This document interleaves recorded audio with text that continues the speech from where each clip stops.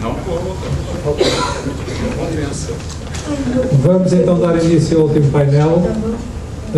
Por economia de tempo, portanto, as intervenções serão feitas em contínuo e só no final haverá um período de debate. Portanto, apelo à contenção dos oradores.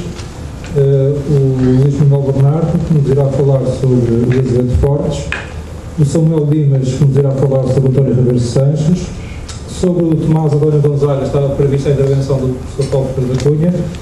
Ele não pode estar presente, mas dada a importância do autor, o professor António Costa Teixeira ofereceu-se para nos falar sobre o Tomás Adónio Gonzaga. Finalmente, a professora Maria Luz Chegado Ganho falar-nos-á sobre Manuel do Semáculo e, finalmente, o Joaquim Domingos irá, referir a sua intervenção sobre o António Pereira de Figueiredo. Portanto, apelo à contenção dos oradores no sentido de não excederem muito os 20 minutos previstos. Obrigado. Passo então de imediato a palavra ao Luís Bernardo. Boa tarde. Vamos ver se... Bem, eu falo suficientemente alto, não sei se o microfone está a funcionar. Tá. Então, eu vou falar sobre o Manuel de Azevedo Fortes, que nasceu em Lisboa em 1660 e faleceu na mesma cidade em 1749.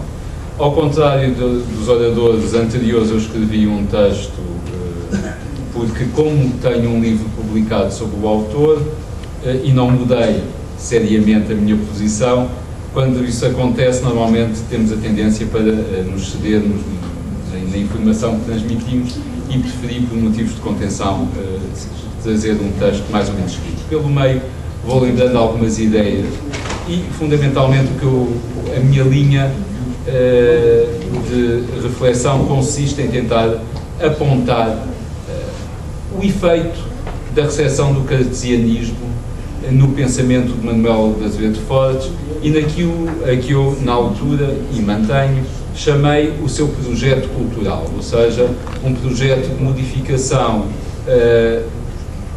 digamos, local, de uma parte da mentalidade nacional, graças a alguns gestos dessa cultura cartesiana. Eu estou aqui a falar de cultura cartesiana e de cartesianismo propositadamente porque há uma diferença que não vou desenvolver, mas que tem de estar sempre no horizonte, entre Descartes e o cartesianismo. Não vou insistir, depois se quiserem, ou se houver dúvidas no debate, poderemos ver com mais detalhe onde é que se encontram essas diferenças, mas basta pensar que, por exemplo, o jansenismo é um cartesianismo à sua maneira e não é fiel completamente a Descartes, nem podia ser, não é? Então, este é o horizonte e vou passar à leitura do meu texto. À chegada a Portugal, de onde estivera ausente desde a idade de 10 anos, Azevedo Fortes trazia uma bagagem cultural inusitada. Uma sólida formação escolástica obtida em Espanha, ele frequentou o Colégio Imperial e a Universidade de Alcalá de Henares, um conhecimento não menos importante da filosofia e da matemática modernas, em particular na versão de Port Royal do cartesianismo, adquirido no Colégio Parisiense de Précy, uma experiência de 6 anos de ensino da filosofia na Universidade de Siena, em Itália, onde terá expandido igualmente as suas leituras, e sabemos que o cartesianismo tinha aí força suficiente para alimentar os debates. A peculiaridade deste quadro, no qual cabe destacar o facto de ter sido um dos poucos que não chegou à filosofia da época, à filosofia contemporânea, dita moderna, por via do autodidatismo, precisamente porque frequentou os colégios, não é, em França, será um dos motivos determinantes do crescente sucesso que marcou a sua carreira. Primeiro, como substituto da cadeira de Matemática na Academia da Fortificação, por decisão de Dom Pedro II, em 1706. Depois, a partir de 1719, já como engenheiro-mor, nomeado por Dom João V.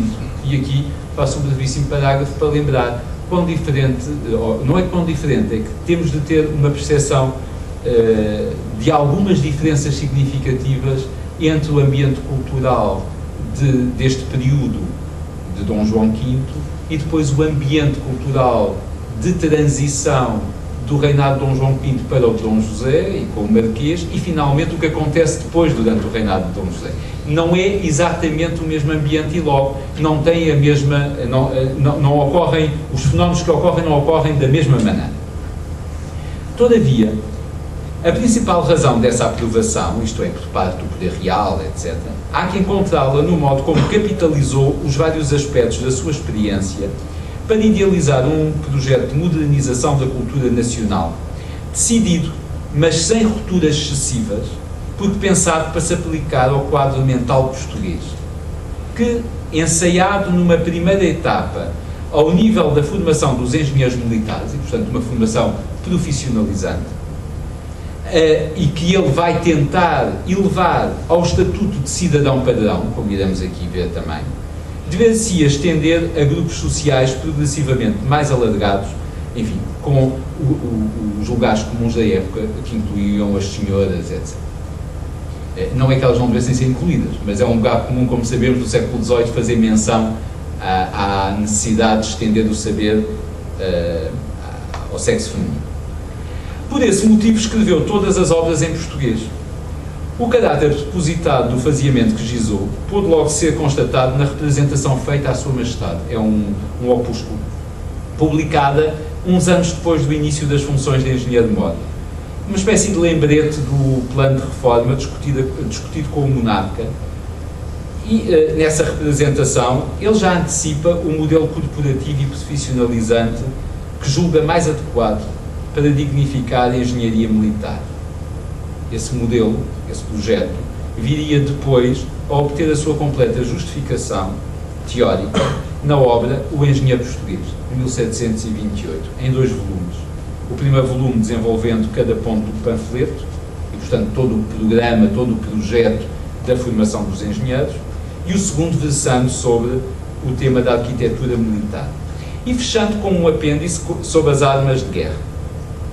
Mostrando estar a par das concepções mais atualizadas no domínio em causa, empenhado em reduzir uma situação que diagnosticara caótica de acordo com uma matriz metodológica de racionalização, Azevedo Fortes traçava desse modo um imponente programa que passaria pela construção de um modelo de ensino-aprendizagem de acordo com o ideal científico da matéria universal, demarcando logo na formação as funções estatutárias do engenheiro relativamente à dos olheiros e medidores, pela arregimentação do corpo de engenheiros com a consentânea profissionalização, pela atribuição de missões sociais, para lá dos exercícios militares, e pelo recrutamento de professores competentes diante dos engenheiros formados. Portanto, ele tinha esta ideia de que a formação produziria mais formação e mais formadores.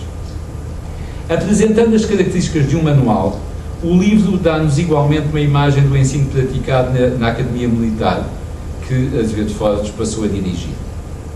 Como se depreende do título, a obra cumpria ainda uma assumida função de propaganda, ao estiar a ideia de uma especificidade nacional, que consistiria numa atitude de contenção perante os excessos de erudição.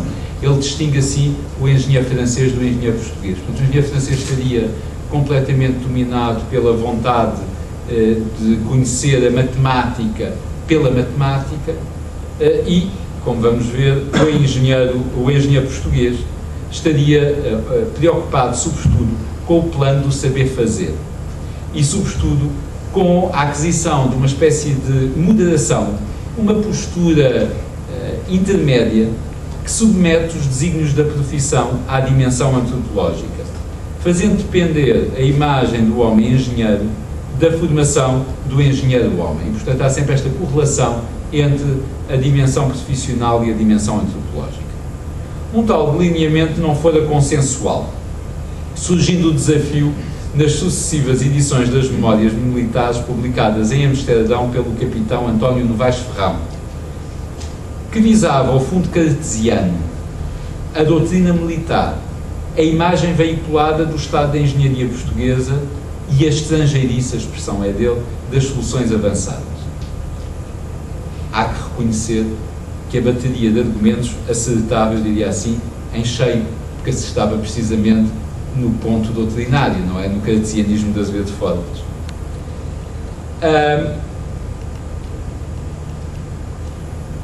E este, Azevedo Fortes, sob o duvidoso expediente de uma falsa autoria, mas exibindo os sólidos conhecimentos que adquirira no conhecimento da retórica, e escusando-se ao ponto mais sulfuroso o das teses cartesianas relativamente ao corpo e à sua relação com o espírito, portanto ele evita esse ponto, repostou detalhadamente através de uma publicação intitulada Evidência Apologética e Crítica sobre o primeiro e o segundo tomo das Memórias Militares pelos praticantes da Academia Militar desta corte, 1733. A obra aparece como sendo da autoria dos praticantes, em defesa do seu mestre, mas é duvidoso que tenham sido eles a escrever. É muito mais provável que tenha sido o próprio Azevedo Fortes a criar esse artifício. Todavia, se recusou debater nessa obra a visão mecanicista, não deixou de usar nas alegações finais o mesmo cadernato metodológico recolhido no discurso do método de Descartes, com o objetivo de sustentar que a complexidade da profissão de engenheiro, se não se enquadra nas ciências abstratas puras, também não tem cabimento no que designa como ciências da memória, antes sendo parte do campo das ciências do juízo e da reflexão, as quais devem ser orientadas ao mesmo tempo pela perícia técnica, pela racionalidade científica e pela compreensão ética. Ficava uma vez mais assente que era o exercício dessa razão que mediava a experiência e a consciência, sendo indispensável para evitar o tateio da primeira e a fábula da segunda, levar a cabo um constante exercício de reflexão. Azevedo Fortes reiterava assim uma sua convicção fundamental, já claramente enunciada na sua primeira obra de grande fogo, precursora da cartografia moderna em Portugal, o tratado do modo o mais fácil e o mais exato de fazer as cartas geográficas, 1722, onde, a par de um domínio crítico das principais autoridades e de uma apologia de índole cartesiana do primado da geografia sobre a história, patenteava uma percepção profunda do papel de uniformização da diversidade de representações e de sustentação de consensos que cabia à noção, que depois vai ser uma noção importante, ou que é uma noção importante do pensamento científico, à noção de medida padrão, tanto nas ciências naturais quanto nas sociais.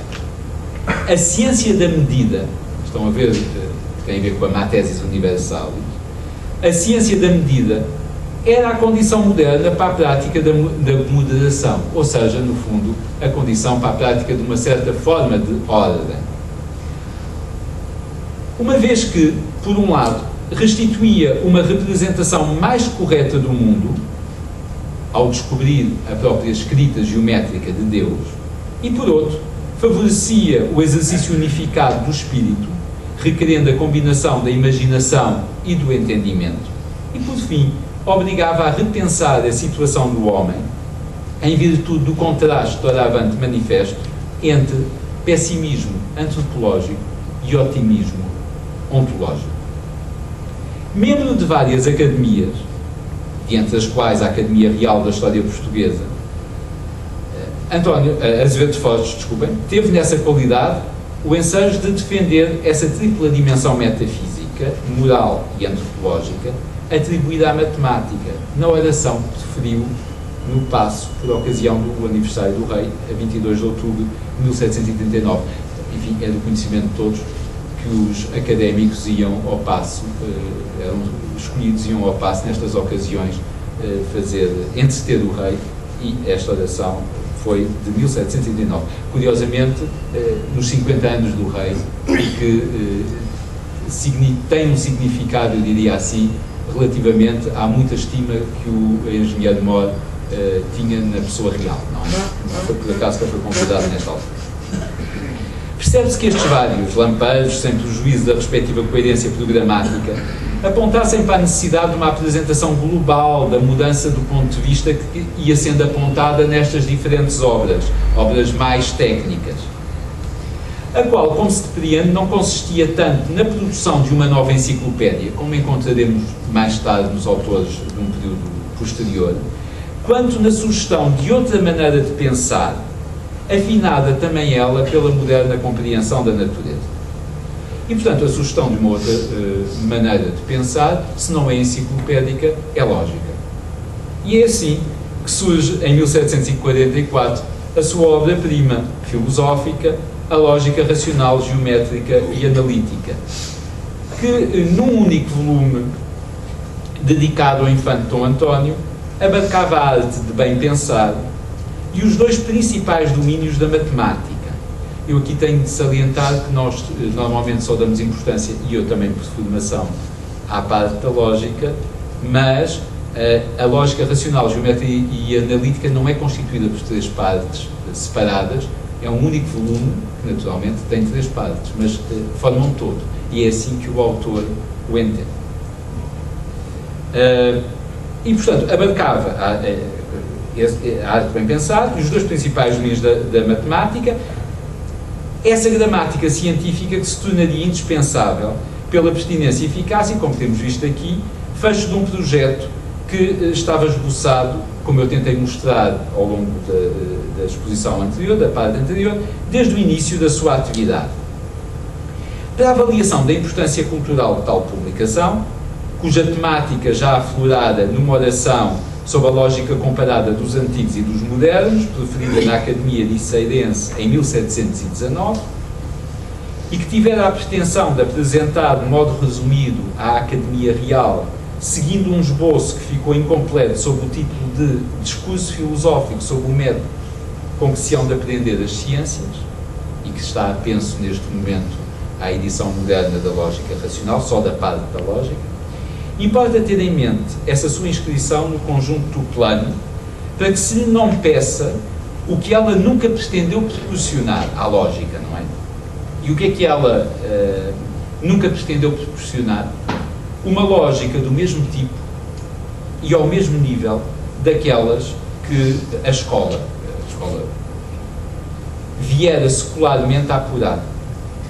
E também que se não estranhe que essa lógica de Azevedo Fortes reproduza grande parte da logique ou l'art de pensée de Arnaud e Nicole, a qual, para além da inequívoca filiação cartesiana, ainda que lida pela grelha do jansenismo, logo na primeira edição reconhecia ter seguido, antes de mais, critérios didáticos para operar os cortes drásticos que definem uma das marcas da modernidade. Podemos considerar que Azevedo Fortes encontrou na logique 3 vantagens principais: a correspondência suposta entre ordem natural do pensamento, ordem natural da exposição e ordem natural da aprendizagem.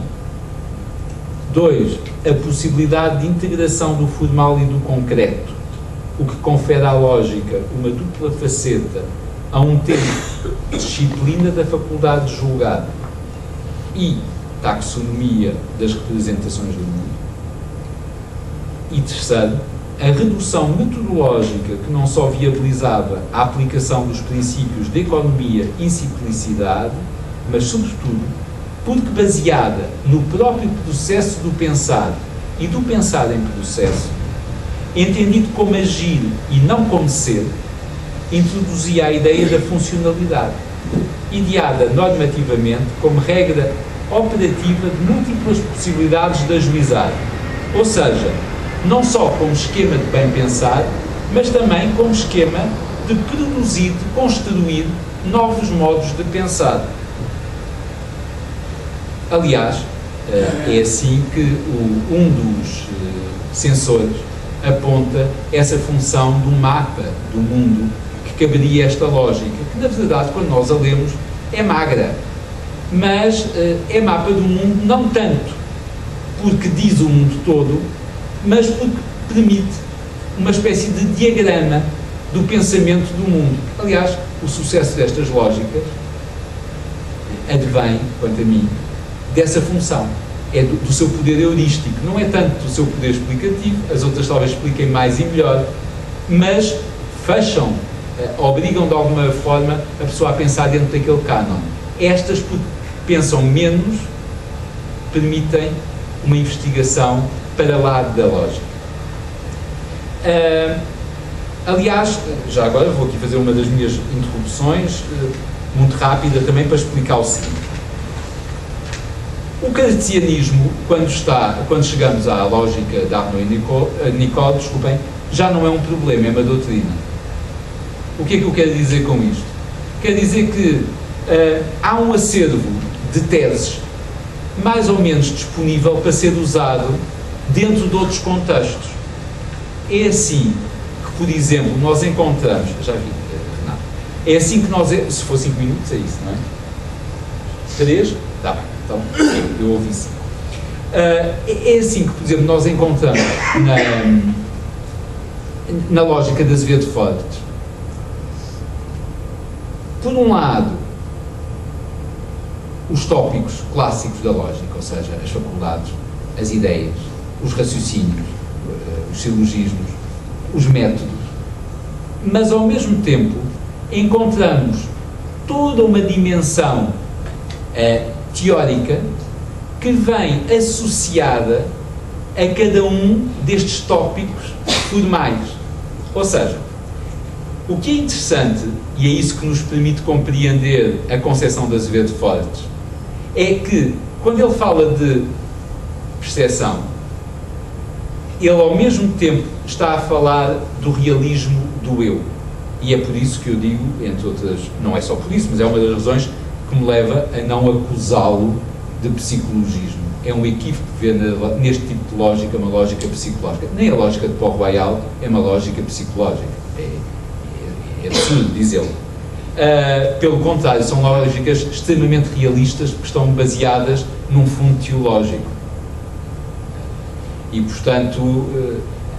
mas, portanto, imediatamente, quando fala do silogismo, vem a sua teoria política. Quando fala, por exemplo, do juízo, vem a sua teoria ética. E isto é possível precisamente porque o cartesianismo e o jansenismo, para ele, são usados como doutrinas. E o formalismo da lógica permite a inclusão dessas doutrinas como uma espécie de dobra doutrinária que acompanha a lógica. Bom, então, como só tenho 3 minutos, depois de ter dito isto, havia muito mais para dizer, como é óbvio, vou avançando, e vou dizer um pouco como é que isto foi recebido, como é que nós muitas vezes ainda continuamos a receber e, obviamente, depois destas 2 ou 3 linhas que serviram apenas para apontar um caminho para eu indicar como é que leio. Então,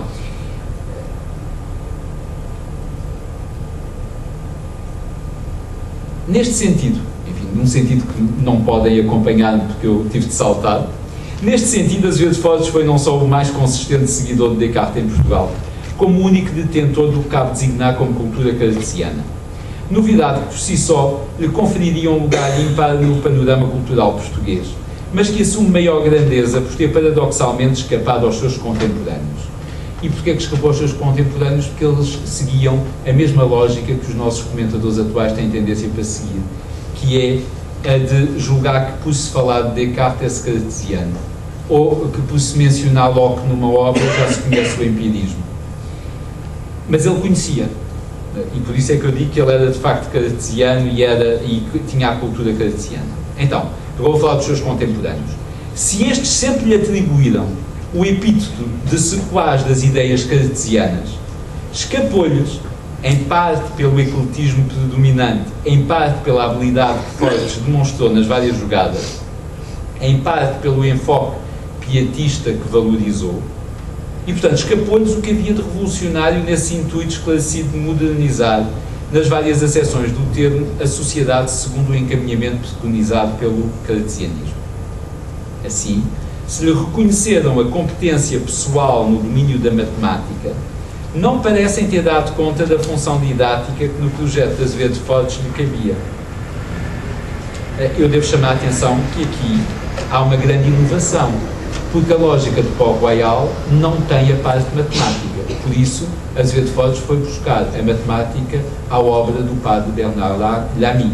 Ele não encontrou, porque a lógica de Port-Royal ainda segue o modelo da linguagem, não é? A sua A sua concepção é claramente a de uma grande filosofia da linguagem, é uma simbologia e está ligada, o exemplo recorrente é este é o meu corpo. Portanto, é essa expressão que é constantemente trabalhada. Azevedo Fortes, em contrapartida, usa essa linguagem mais matemática. Se perceberam o valor da metodologia praticada, foi sobretudo enquanto esquema de exposição, salientando que o aproximava de Ramos, mais do que como processo de organização mental e de construção tecnológica do saber dito científico, na linha das regras para a direção do espírito de Descartes e mesmo da arte de persuadir de Pascal, que se encontra muito presente em Azevedo Fortes, não podendo, consequentemente, supor o seu alcance unificador entre teoria e prática, intentado nos 3 domínios onde escreveu as suas obras principais: a cartografia, a engenharia militar e a lógica. Se louvaram as características de economia, simplicidade e naturalidade da lógica, pensaram-na sempre no confronto com as lógicas da escola e, portanto, nunca lhe deram o devido valor, segundo aquele esquema paradigmático de partilha entre o que cabia aos antigos e o que cabia aos modernos. Dessa feita, falhando o que ela continha de mais inventivo, que era, como eu salientei há pouco, a plasticidade da esquematização.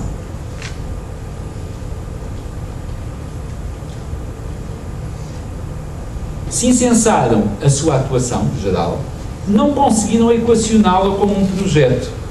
Antes reduziram-na mais um contributo, meritório, mas inconsequente e algo anacrónico, tendo em conta o novo pendor newtoniano. Aliás, esse foi o fim do debate, ele continuou a defender Descartes e, aparentemente, a tendência da cultura portuguesa dirigia-se para Newton. Não sei bem que Newton, porque não vejo um conhecimento tão aprofundado das teses newtonianas quanto se supõe. Vejo muita referência a Newton e à novidade newtoniana, mas depois muito pouco Newton, aliás, porque os cálculos matemáticos deveriam certamente escapar à maior parte destes autores. E, portanto, viram isso como inconsequente e apontaram, sobretudo, para um ou outro efeito dito de ilustração.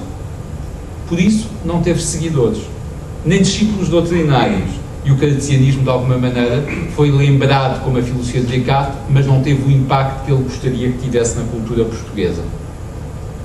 Claro que isto não aconteceu no campo da engenharia, onde ele é um marco e a sua intervenção, nomeadamente nos estudos de engenharia militar, valeram grande doutrina durante muito tempo. E eu concluo dizendo, e dando razão, e aqui também prestando a minha homenagem, dando razão, por isso, a Banha de Andrade, quando relativamente ao seu pensamento filosófico escreveu: e foi um meteoro que passou. Muito obrigado.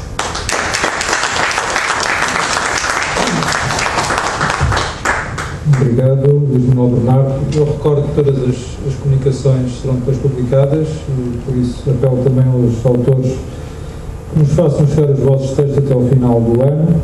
Portanto, apesar de não poderem ser apresentadas na íntegra, depois poderão lê-las no princípio de 2014. Sem mais delongas, passo então a palavra a Samuel Dimas, que nos irá falar sobre o António Ribeiro Santos. Muito boa tarde. Antes de mais, uma palavra de agradecimento pelo convite. É uma honra participar deste evento e poder partilhar a investigação que realizei. Eu centrei-me numa abordagem sobre a perspectiva da reforma pedagógica e da defesa do secularismo. António Nunes Ribeiro Sanches, médico, filósofo e pedagogo, nasceu em Penamacor em 1699 e morreu em Paris em 1783. Tendo exercido a maior parte da sua atividade profissional e intelectual no estrangeiro. A grande preocupação em reformar a cultura filosófica e científica do seu país manifesta-se de forma particular através das obras Cartas sobre a Educação da Mocidade, de 1760, e Método para Aprender a Estudar a Medicina, de 1763. A primeira obra procura fornecer aos legisladores portugueses uma história da pedagogia na Europa desde os primeiros tempos do cristianismo, com o propósito secularista de justificar a tutela do ensino pelo Estado.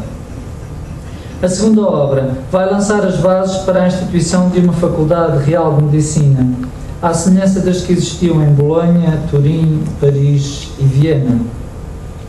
Numa e noutra obra, é comum a defesa do princípio da laicização da sociedade e do ensino, bem como da espiritualização da ação da Igreja. Embora se apresente em oposição à Igreja, pela intolerância no tipo de práticas inquisitórias, o autor dá a entender que o dinamismo secularista desta forma de pensar tem precisamente como fundamento último a tradição cristã e a noção evangélica da separação entre o poder temporal e o poder espiritual, representada na expressão bíblica: dai, pois, a César o que é de César e a Deus o que é de Deus.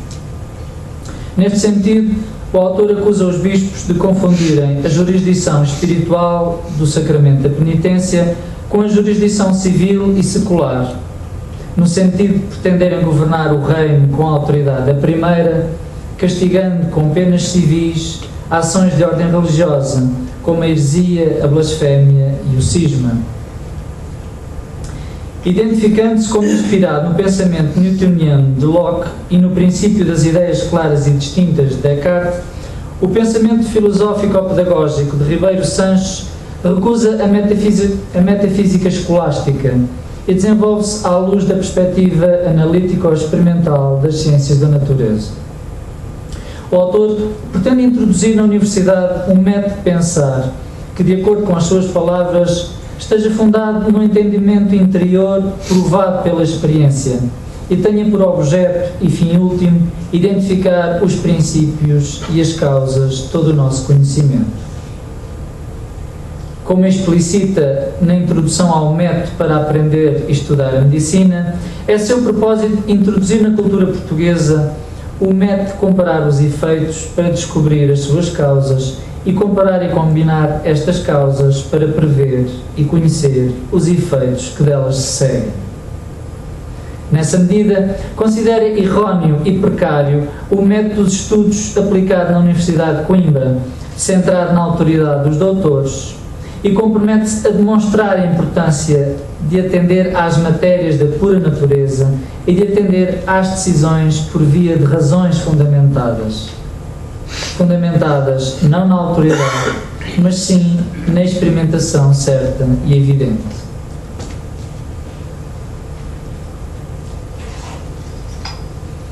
Como explica nas cartas sobre a educação, a pátria só pode ser bem servida se tiver escolas reais com estudos sobre a história da natureza universal e da natureza humana, com ciências como a botânica, a anatomia e a medicina. Escolas com estudos sobre a história universal profana e sagrada, a filosofia moral, o direito civil e o direito do Estado. E escolas sobre a sagrada religião. Nesta sequência, sem nunca recusar o espírito religioso, afirma que a Universidade de Coimbra tem faculdades de Teologia, Direito Canónico, Jurisprudência e Medicina, mas considera que é um ensino insuficiente, porque lhe falta a ciência natural, que nos permite não tomar por milagre o que é efeito da natureza. À noção secularista da organização social, acrescenta o autor a necessidade da desmitificação e da superação das superstições, que distorciam a interpretação da realidade e ofuscavam a verdadeira religião. Pelas mesmas razões, afirma ser necessário que o ensino que procede das escolas maiores tenha a ciência exata da aritmética, álgebra, geometria e trigonometria, para garantir a correta contagem e medição das realidades do mundo. Estas ciências permitem que não nos deixemos enganar pelas primeiras impressões e noções vagas e que não nos deixemos conformar com o absurdo, com o obscuro e impreciso, promovendo a procura da verdade através daquilo que é evidente e certo. O autor começa por considerar que, num plano global, o entendimento se constrói através de 5 vias fundamentais: a observação ou percepção das coisas que ocorrem na vida do cotidiano, a leitura pela qual apreendemos as experiências e conhecimentos dos nossos antepassados, o ensino dos mestres através do exemplo, do debate e da argumentação, a conversa pela qual aprendemos aquilo que os outros sabem na herança da vivência sociocultural, e a meditação, em que se unem todos os planos anteriores na relação entre a atenção, a reflexão e a ação. Depois, em relação ao ensino que precede a universidade, faz um extenso elenco das ciências que devem constar para que os jovens possam servir bem a pátria, possam vir a servir bem a pátria na sua missão de defesa, conquista, ordem jurídica, ordem moral, desenvolvimento agrícola e comercial. Referindo que para a vida civil não é suficiente os conhecimentos da história sagrada, profana e natural, sendo necessário ainda não apenas o exercício rigoroso da matemática e o conhecimento da física experimental, mas também o estudo da lógica e da metafísica, porque estas ajudam a discorrer com método e ordem e ensinam a adquirirmos ideias claras dos conceitos e das coisas, distinguindo e separando o que nelas há de comum e de particular. Mas Ribeiro Sanches acrescenta ainda que ao Estado convém que todo estudante, para além de aprender latim, grego, retórica e filosofia moral, e para além de aprender todas as outras ciências anteriormente referidas, deve aprender também a geografia e a astronomia, e deve entender a poesia.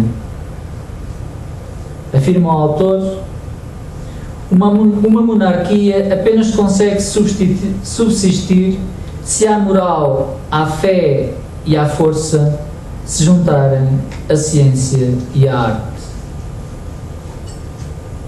Para que possa bem servir a pátria e a vida civil nos tempos de guerra e paz, a fidalguia tem de ser educada, não apenas nas letras, mas também na política, nas leis, nas matemáticas e nas artes. No reconhecimento da importância de uma formação humanista integral, Ribeiro Sanches afirma que a filosofia racional e moral é uma base necessária e fundamental para se estudar medicina e jurisprudência, proporcionando um entendimento ilustrado e um coração virtuoso, qualidades indispensáveis ao médico, ao legislador e ao juiz. Assim, justifica a importância dos estudos filosóficos para a medicina e a jurisprudência, começando por explicar que não se pode confundir com a prática de alguém melancólico que se retira e se entrega à especulação de coisas inúteis, absorvendo-se em pensamentos fora da realidade da vida e falando uma linguagem ininteligível, convencendo à força de silogismos e de argumentos da autoridade.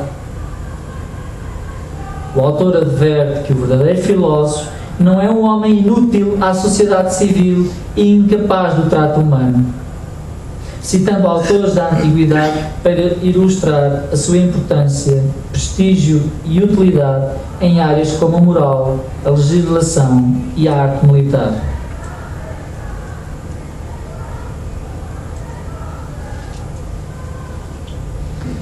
Num outro passo, o autor afirma que a filosofia só é útil se estiver adequada às faculdades da nossa alma e corresponder às suas principais necessidades de ordem racional e moral.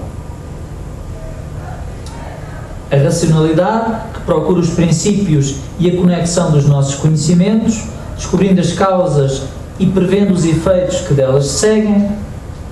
E a moral tem por objeto adquirir aquilo que é mais necessário e mais precioso na vida civil. Assim, considerando que a virtude é superior à ciência, Ribeiro Sanches conclui que a verdadeira filosofia se centra na moral, que significa o trabalhar cada ser humano na utilidade de si mesmo e na relação com os outros membros da sociedade, na preparação de uma legislação que será a origem da ordem, da economia, da política e da vida reta e virtuosa. Também o método de ensino deve ser diferente, pois considera que se aprende a memorizar melhor aquilo que é ensinado através da explicação e da oralidade, na relação com o mestre que é respeitado e admirado pelas suas ações. Assim se aprende melhor do que através da simples e solitária leitura. Descrevendo a utilidade de algumas das áreas contempladas pelos estudos filosóficos da Antiguidade, Ribeiro Sanches começa por alertar para a importância das matemáticas enquanto via de acesso ao santuário da filosofia, na medida em que, como dizia Platão, o melhor modo de alimentar o entendimento era separá-lo progressivamente das coisas materiais e habituá-lo a contemplar as coisas inteligíveis, que não são visíveis. Por exemplo, não é pela visão, descreve Ribeiro Sanches, não é pela visão, é pela autoridade humana, mas sim pelo juízo racional e pelo discurso que podemos demonstrar que os 3 ângulos do triângulo são iguais a 2 ângulos retos. Considerando que os mestres da filosofia, da jurisprudência e da teologia eram ignorantes e desprezavam os conhecimentos da natureza, da matemática e da filosofia moral, afirma que para a medicina é necessário estudar a aritmética, a geometria e a álgebra, a filosofia racional, a dialética e a lógica, a filosofia moral e a física geral e a experimental. Para além de aprender as qualidades e quantidades corpóreas das coisas materiais, o estudante tem de instruir-se nas coisas mentais e espirituais, precisando conhecer as propriedades da alma racional e as suas operações, realidades que não podem ser dadas pela psicologia, ontologia e metafísica. Afirma o autor que, por outro lado, também a lógica não deve ser a silogística dos escolásticos, e citando John Locke, afirma que dela nada advém do processo de entendimento, mas apenas da imitação dos mestres admirados, não havendo espaço para a dúvida e para o questionamento.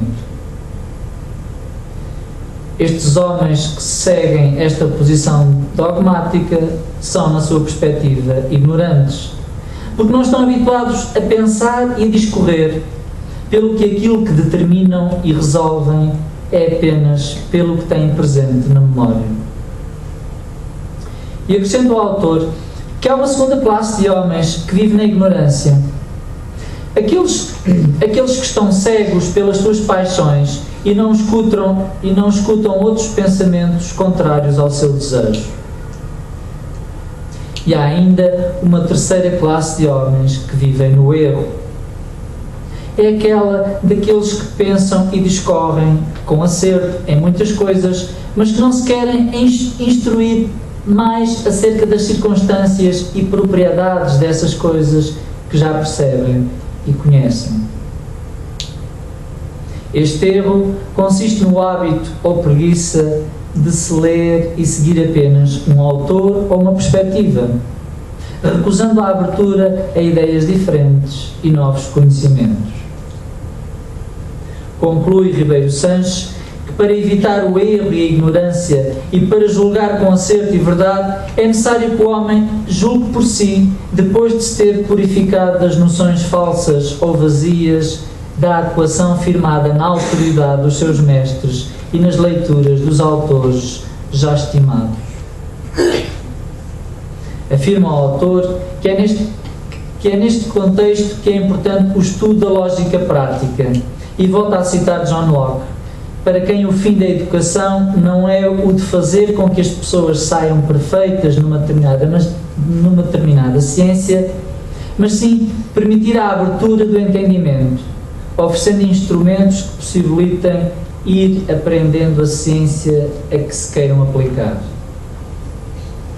Nesse sentido, para além da lógica, também é importante a retórica, para que os alunos saibam ajuizar, demonstrar e fazer discursos sobre as matérias aprendidas.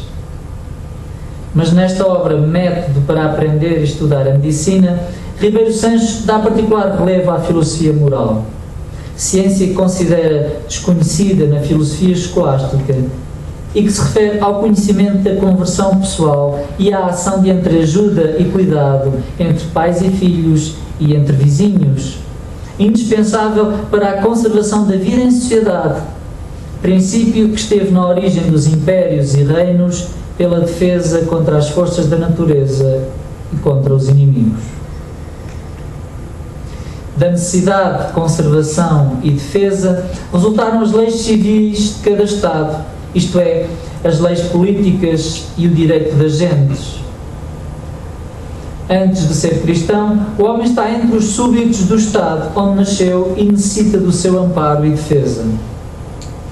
O ensino da filosofia moral é indispensável para um médico, um jurisconsulto, um magistrado, um militar e um governador.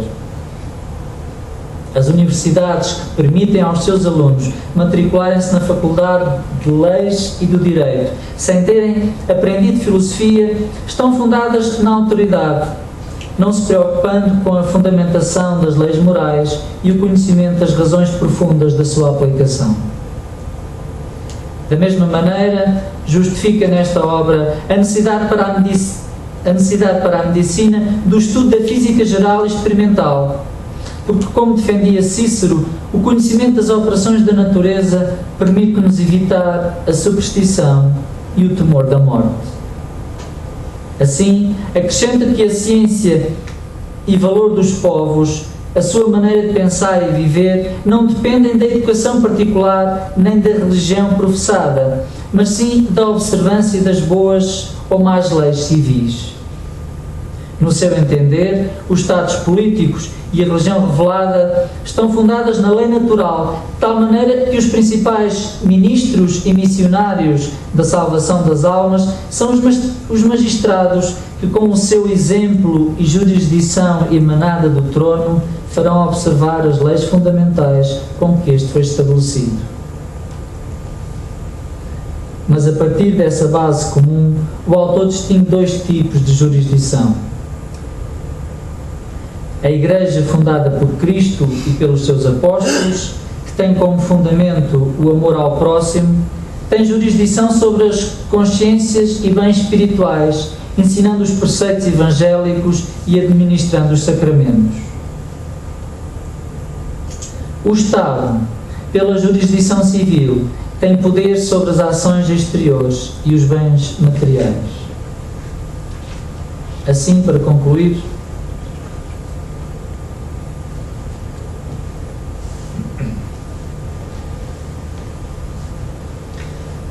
uma das questões centrais da obra de António Ribeiro Sanches é a defesa do princípio secularista da distinção entre o poder da jurisdição do rei e o poder eclesiástico de ordem espiritual e religiosa, em nome da liberdade de consciência.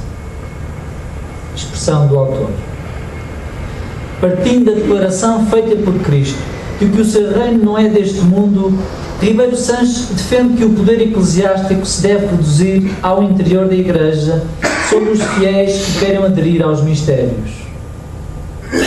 No caso dos pecados, os fiéis não devem ser castigados com penas corporais, como se tivessem cometido crimes contra o Estado civil, mas com penitências eclesiásticas, porque são culpas espirituais contra a fé, a esperança e a caridade. Ao contrário, os crimes de roubar e matar são ações exteriores que perturbam o vínculo do Estado civil e a ordem social. E o castigo proporcionado terá de ser no plano da honra e dos bens. Esta preocupação está presente de forma permanente nas suas cartas sobre a educação da mocidade, nomeadamente na crítica à ausência da promoção dos valores humanistas por parte da nobreza e do clero, que dão origem, no primeiro caso, à escravatura e, no segundo caso, à intolerância civil. Os privilégios concedidos pela monarquia à nobreza deram origem à escravatura